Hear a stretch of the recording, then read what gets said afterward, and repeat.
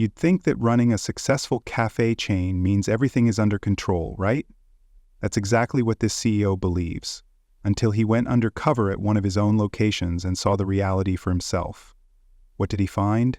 Rude employees, poor service, and a toxic work environment that went completely against the values he built his company on. But instead of just firing a few people and moving on, he took matters into his own hands in the most unexpected way. This is a story about leadership, accountability, and the moment one CEO decided enough was enough. Daniel Morgan, the founder and CEO of Skyline Cafe, had always envisioned his coffee chain as more than just a place for people to grab a quick latte. It was meant to be a welcoming space where customers felt at home and employees took pride in their work. What had started as a single, cozy cafe had now expanded to 10 locations across the city, growing into a well-known local favorite.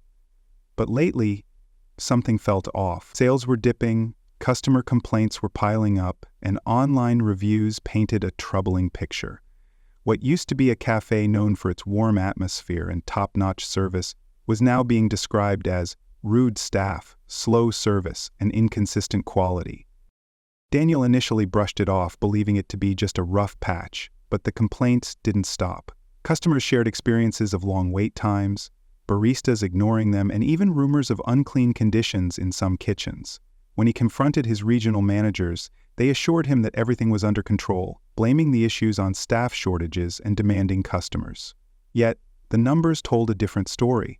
Revenue was steadily declining, and customer loyalty was eroding. Then, one email changed everything. A longtime customer, an elderly woman, had written about her recent visit to one of Skyline Cafe's busiest locations. She had struggled to get a barista's attention for several minutes, only to be dismissed with a cold response and left standing there feeling invisible.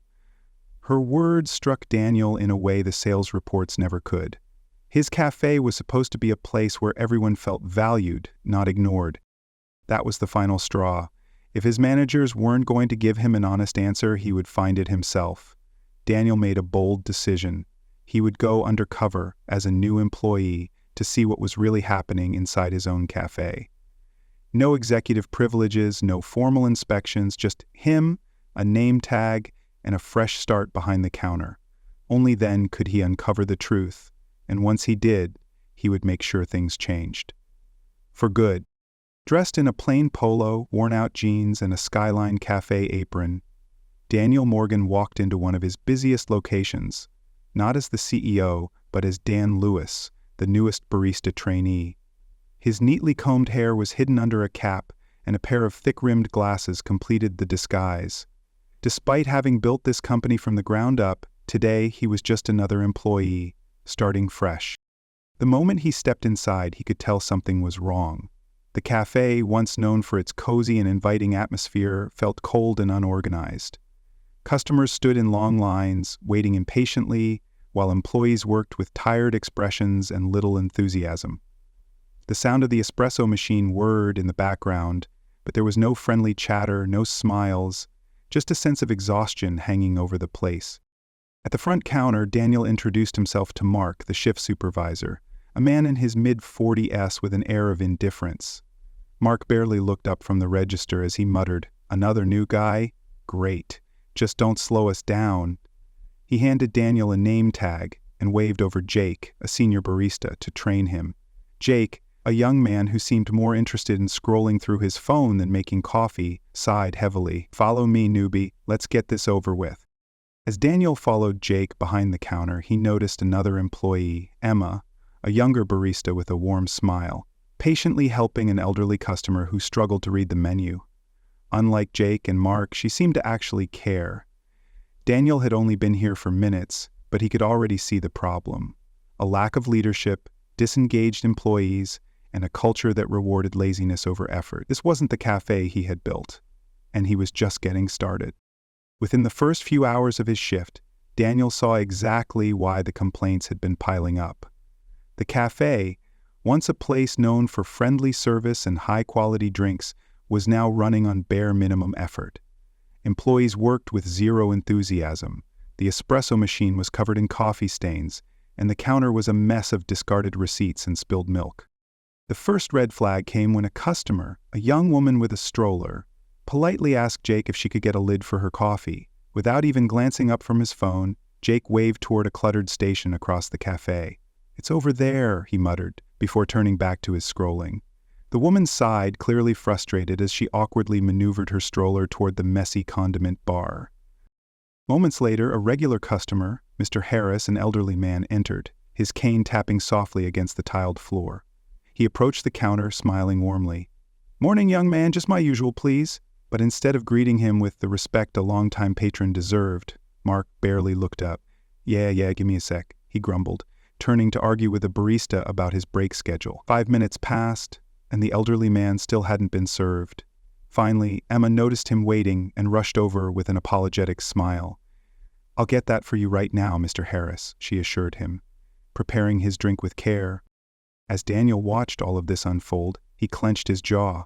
The problem wasn't just laziness, it was a complete lack of customer care. Employees like Jake and Mark acted like customers were a nuisance, while the few good workers, like Emma, were left picking up the slack. The most disturbing moment came when a mistake was made on an order. A woman had asked for almond milk in her latte due to a dairy allergy. When another barista accidentally used regular milk, Emma quickly caught the mistake and flagged it. But instead of apologizing or remaking the drink, Mark rolled his eyes and whispered to Jake, "She's probably just one of those fake allergy people. Whatever, she won't notice." Daniel felt his stomach turn. This wasn't just bad service. This was dangerous. By the end of the shift, one thing was clear. The cafe's toxic culture started from the top. Employees followed Mark's poor leadership, customers were being mistreated, and hard-working employees like Emma were carrying the weight of the entire team. Daniel had seen enough. This wasn't just a failing cafe, it was a failing system, and it was time for a wake-up call. The moment that shattered Daniel's patience came in the late afternoon when the cafe had quieted down after the lunchtime rush. The door swung open, and in came Oliver, a young man in a wheelchair. He hesitated near the entrance, his eyes scanning the room before rolling up to the counter. Daniel immediately noticed the slight nervousness in Oliver's expression, as if he wasn't sure whether he'd be acknowledged or ignored. Mark, leaning lazily against the espresso machine, saw Oliver but made no move to help him. Instead, he nudged Jake and muttered something under his breath, a smirk forming on his lips. Jake chuckled. Whatever had been said, Daniel knew it wasn't good. Oliver cleared his throat and spoke up, his voice polite but cautious. "Excuse me, could I get some help, please?" Mark didn't even glance up from his phone. Yeah, I hear you," he mumbled. But instead of taking the order, he took a long sip of his own coffee, scrolling mindlessly. A few seconds of awkward silence followed. Oliver shifted uncomfortably in his wheelchair, clearly unsure if he should repeat himself. Other customers in the cafe had started to notice, some exchanging disapproving glances, but still, Mark refused to acknowledge him. Daniel clenched his fists. This wasn't just bad service, it was blatant discrimination. Finally, Emma, the only employee who had consistently shown kindness, stepped forward. "Hi there," she said with a warm smile. "What can I get for you today?" Relief washed over Oliver's face. "I'd like a vanilla latte, please," he said. Emma nodded and quickly got to work, but the damage had already been done. Oliver might have gotten his drink, but the message had been clear. People like him weren't a priority in this cafe. As Emma finished preparing the latte, Oliver quietly added, "Could I also get a lid on it? It's a little tricky for me to carry without spilling." Before Emma could respond, Mark scoffed loudly. "Man, some people need so much extra work," he muttered under his breath. He didn't say it directly to Oliver, but it was loud enough that everyone, including Oliver, heard it. Oliver's face fell. He took his coffee without another word, his hands shaking slightly as he maneuvered his wheelchair toward the exit. Daniel felt something snap inside him. This wasn't just a failing cafe. This was a place where customers were actively made to feel unwelcome. Watching Oliver roll out the door, shoulders hunched as if trying to disappear, Daniel knew one thing for sure. This cafe had lost its soul, and tomorrow everything is going to change. The next morning, Daniel Carter walked into the cafe, but this time he wasn't hiding behind the name Dan or wearing a barista's apron. He had returned in his usual attire, a tailored blazer, crisp button-down, and the quiet confidence of a CEO who had seen enough. As he stepped inside, the atmosphere in the cafe shifted. Employees glanced up, confused. Some, like Emma, looked surprised but hopeful. Others, like Mark and Jake, frowned, sensing that something was wrong. Mark, leaning against the counter with a cup of coffee in hand, just as he had been the day before, was the first to speak. "Hey, new guy, you're not on shift yet. What's with the fancy clothes?" he asked, smirking. Daniel didn't respond right away. Instead, he walked straight to the center of the cafe, where customers and staff alike could see him. Then, in a calm but authoritative voice, he said, "I need everyone's attention." A hush fell over the room. Mark's smirk faded. Emma's eyes widened as she began to piece things together. Jake stood frozen near the register, confusion plastered on his face. "I've spent the last 2 days working undercover in this cafe," Daniel continued, his voice steady but firm. "I've seen what happens here when management thinks no one is watching. I've watched customers be ignored. I've watched dedicated employees like Emma struggle to keep things running while others do the bare minimum. And yesterday," he turned to face Mark directly, "I watched a customer in a wheelchair get humiliated because you couldn't be bothered to treat him with basic respect." Mark's face paled. "Wait, what?" he stammered. Daniel didn't break eye contact. "I'm Daniel Carter, CEO of Breve Café." The weight of his words settled over the cafe. Gasps rippled through the staff. Emma's hands flew to her mouth. A couple of customers whispered among themselves, suddenly realizing why Dan the trainee had seemed so observant. Mark took a step back, panic flashing across his face. "Listen, No," Daniel cut him off. "You've already said enough." He turned to Jake, then back to Mark. "You both have, and it's clear to me that this cafe has been running under the wrong kind of leadership."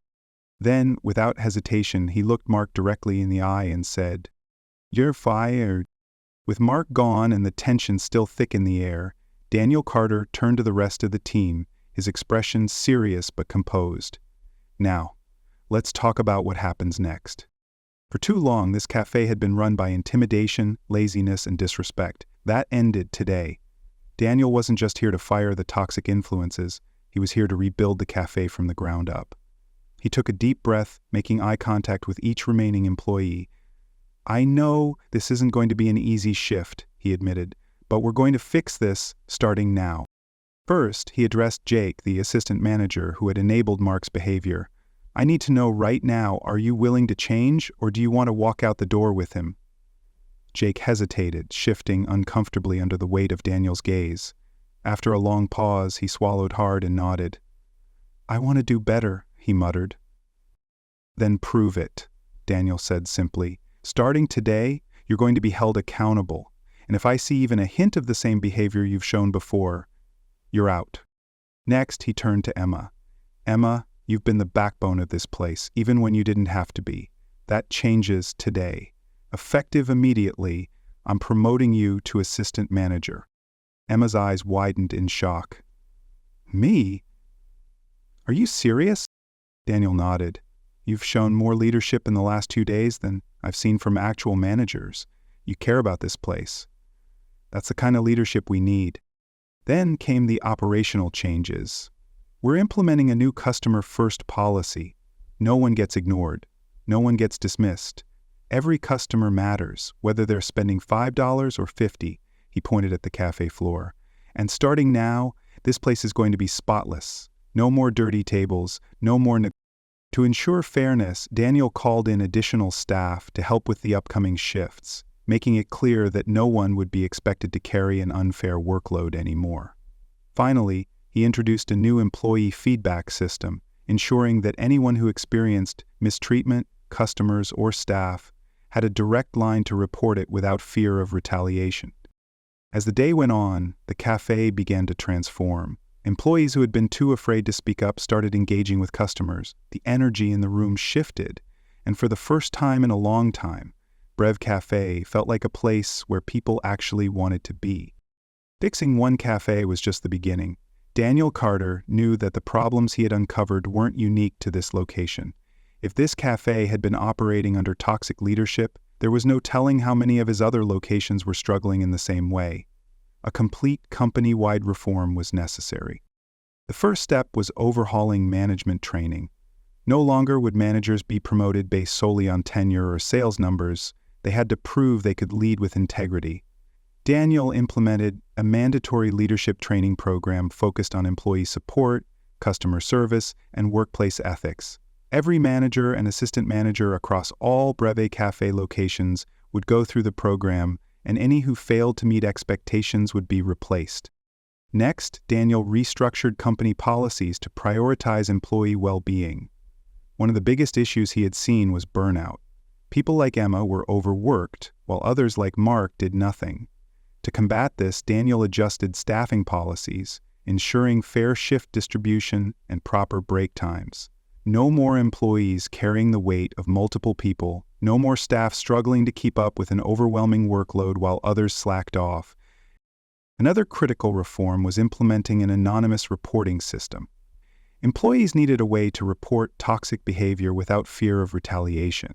Now, every cafe had a direct communication line to corporate leadership. Reports would no longer be buried by managers who were part of the problem. Employees could share concerns, suggest improvements, or report mistreatment. And Daniel personally committed to reviewing these reports every month. Customer service standards were also completely revamped. Every employee, from baristas to shift leaders to regional managers, underwent retraining to emphasize respect, inclusion, and genuine engagement with customers. To reinforce these changes, Daniel instituted surprise visits across all locations, ensuring that what had happened in that first cafe never happened again. He also rewarded employees like Emma and Miguel, those who had stepped up even when leadership had failed them. Months later, the results were undeniable. Customer satisfaction improved, employee turnover dropped, and the toxic culture that had once plagued Breve Café had been replaced with one of accountability, fairness, and genuine leadership. Daniel had nearly lost sight of what made his company great. But now he had set it back on course, stronger than ever, and this time he would never let it fall apart again. Months after the reforms had been implemented, Breve Café was almost unrecognizable. What had once been a place of stress, neglect, and toxic leadership had transformed into a cafe filled with energy, teamwork, and genuine care for both employees and customers. Daniel Carter stood quietly in the corner, watching as his vision finally came to life. Emma, now an assistant manager, moved confidently through the cafe, checking in on customers, assisting staff, and ensuring everything ran smoothly. She was no longer carrying the weight alone. The cafe was now properly staffed, and every team member pulled their weight. Miguel, promoted to head of kitchen operations, worked efficiently, leading the back-of-house team with respect and professionalism. The tense, chaotic atmosphere that had once defined the cafe was gone, replaced with a sense of purpose and collaboration. But the biggest change? The way customers were treated. No one was ignored anymore. No one was dismissed as not worth the time. Daniel watched as a barista eagerly helped an elderly woman navigate the cafe's new digital ordering system, and another associate knelt beside a young child in a wheelchair, helping them pick out a pastry from the display. These were the moments that proved everything had been worth it. Emma caught Daniel's eye from across the room and smiled. A knowing, grateful smile. The cafe was no longer just a business. It was a place people wanted to be. As Daniel stepped outside, taking one last glance through the cafe's glass windows, he knew for certain Breve Café had been saved, and this time it will only keep getting better. The transformation of Breve Café teaches a powerful lesson about leadership, accountability, and the importance of company culture. Daniel Carter had believed his company was thriving until he stepped into the reality of his own cafe and saw the truth firsthand. It wasn't just about bad employees or poor customer service. It was about leadership failures that allowed toxic behavior to flourish. The biggest takeaway? A business is only as strong as its people. Employees like Emma and Miguel showed dedication despite poor leadership, proving that the right people can thrive when given proper support.